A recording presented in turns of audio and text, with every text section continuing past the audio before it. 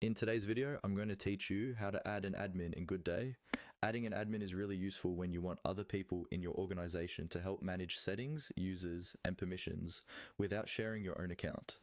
In this walkthrough, I'll guide you step by step through the Goodday interface so you can confidently assign admin access to the right person. To get started, make sure you're logged into your Goodday account using your own credentials. Once you're in, look toward the top right corner of the screen where you'll see your profile icon. This might be your photo, your initials, or a generic avatar, depending on how your account is set up. Click on that profile icon to open a small drop-down menu. From this menu, select the option labeled Account Settings. This is where Goodday keeps all the configuration options related to your account and your company's workspace. Clicking Account Settings will open a new page or panel where you can adjust different aspects of how your organization is managed.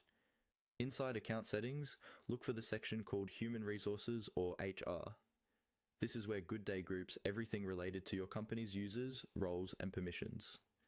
Go ahead and click on Human Resources or HR to open those settings.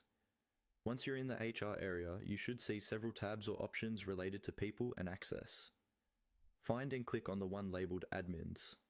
This section is dedicated specifically to users who have administrative privileges in your company workspace. Here, you'll see a list of your current admins, which might include just you or several people, depending on how your organization is set up. Now, to add a new admin, look for a button or link that says Add. It's usually positioned near the top of the admins list or in a clearly visible spot on this page. Click on Add to start the process of assigning admin rights to another user. After you click Add, Goodday will typically prompt you to choose a user from your existing company users, or to specify who should receive admin access. At this point, carefully select the correct person and confirm the changes. Before you finalize, double check that you really want this user to have admin privileges, since admins usually have access to sensitive settings and data. And that's it.